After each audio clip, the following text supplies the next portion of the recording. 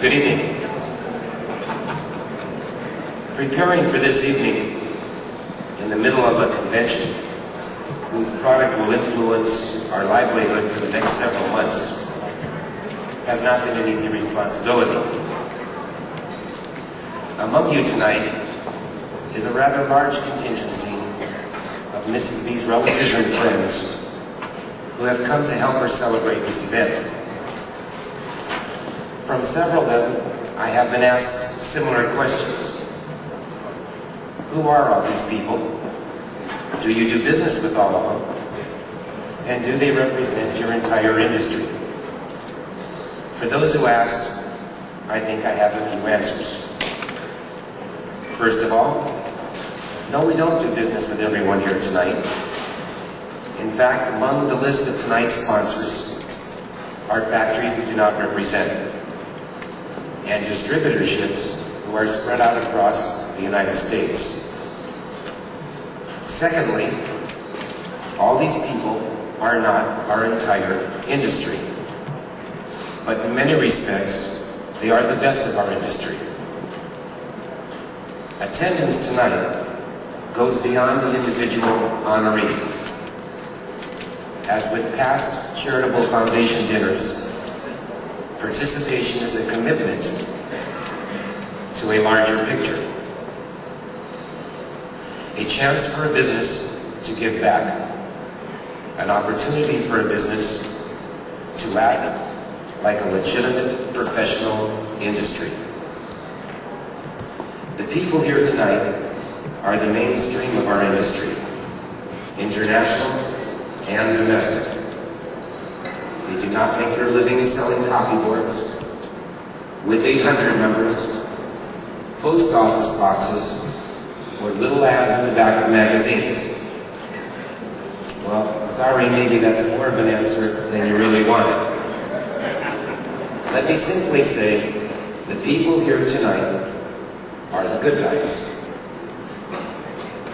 And, speaking of good guys, we are honoring one tonight who I have known for some considerable amount of time. So, who is this lady, and why is she here? Not many months ago, during the presidential elections, a popular platform for candidates was the importance of family values.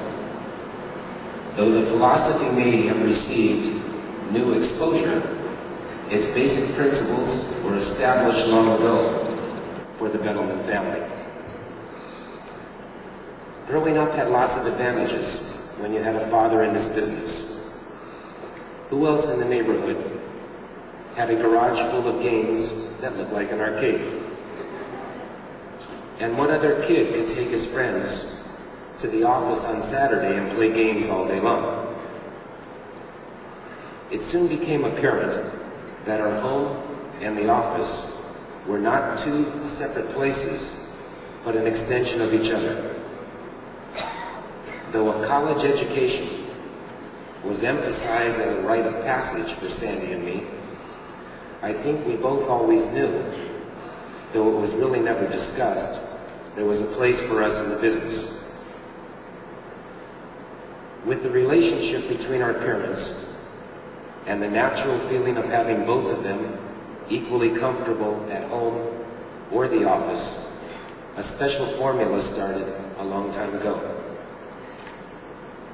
As you were told earlier, in a recent magazine advertisement, it was stated that our company has more than 1,000 years of combined experience for its employees. With some minor calculations, that works out to an average of more than 15 years per employee. It isn't by accident that family values in the broadest sense have given an enlarged meaning to the term nepotism at C.A. Robinson Company. Among employees are numerous examples of cousins, uncles, brothers, and fathers and sons working side by side. An environment has been nurtured where the only criterion for judging an individual's worth is by their respective accomplishments. In her own way, Mrs. B has channeled her efforts in continuing the principles that have been proven successful.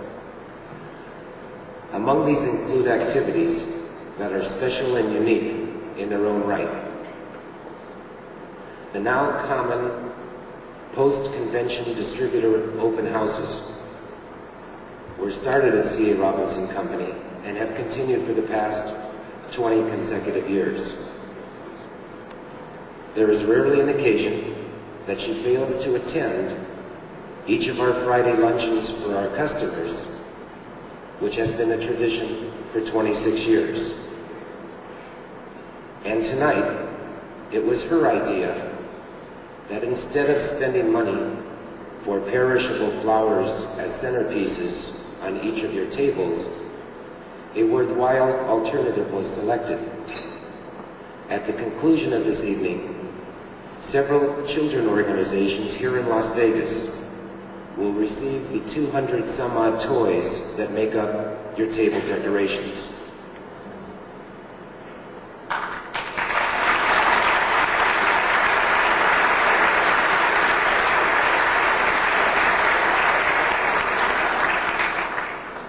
Mrs. B's contributions to the community at large, as well as her commitment to this industry, has been well documented. She has set a standard of principles and ethics that has proven successful in both business and personal relationships.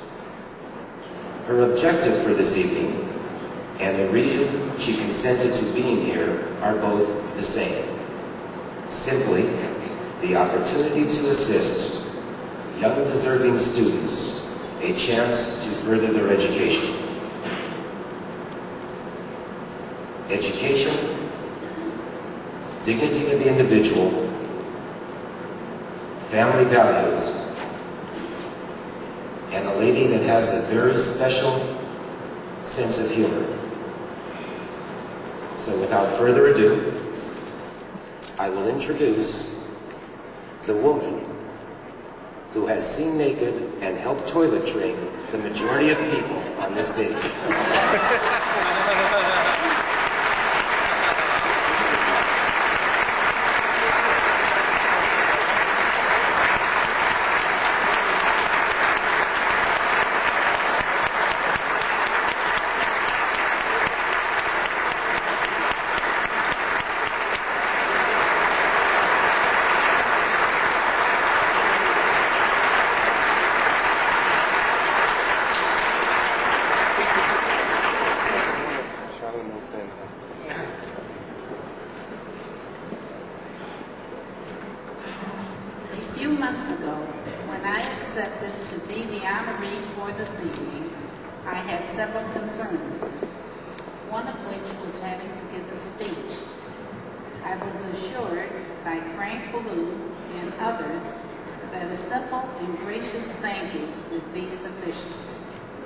From that time forward, I watched with a new perspective the award ceremony broadcast on TV.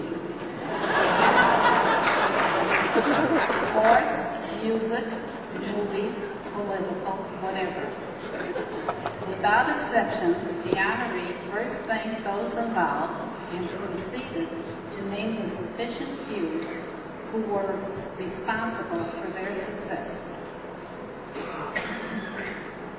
Then the content was usually divided between some reference to the good old days or a prediction of unparalleled success for the future. Does not seem too difficult, so let me give it a try. By way of thank yous, it is simple. My late husband Al, my family, and those of you here who have been so supportive. Like many of the previous honorees of the Charitable Foundation, I also remember personalities who were the cornerstone of this industry. Names that you don't often hear today, but should not be forgotten. Lynn Durant, Hank Ross, Vicky Wolverton, and Pearl Beck, to name just a few. But if there is a way to characterize this industry and its survival, it is the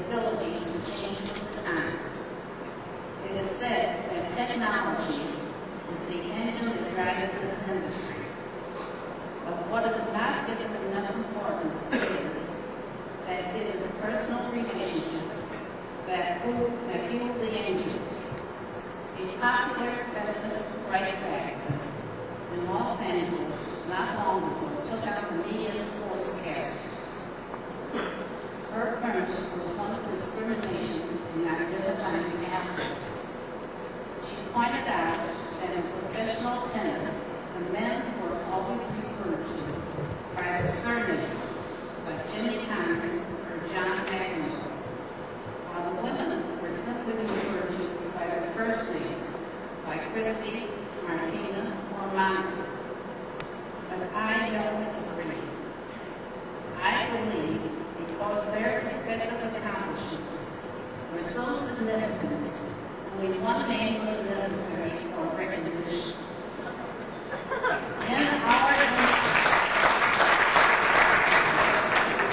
In our industry, there also exists a growing group of individuals whose accomplishments are so significant that they too can be recognized by one name. Unlike their male counterparts, who don't need a scorecard to keep track of where they are working today, I am, of course, referring to names like Leslie, Lenore, Mary, Linda, Elaine, Jeannie, Sue, and Rennie.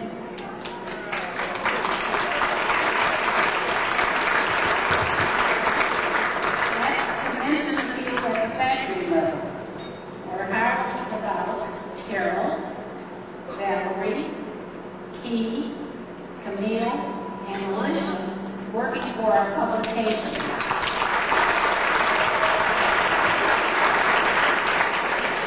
And Joyce, who was instrumental in coordinating tonight's event.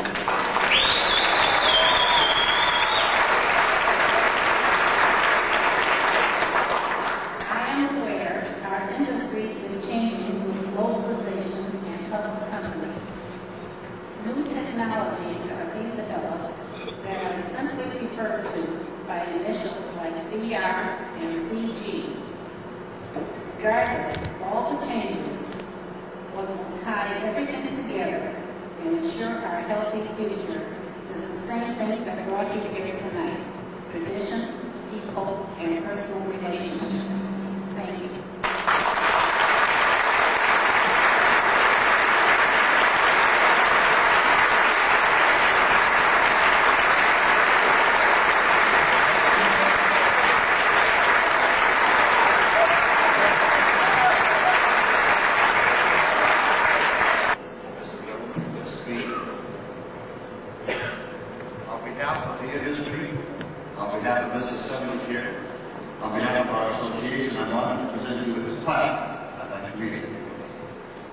The American Music Machine Charitable Foundation honors Leah Bettelman.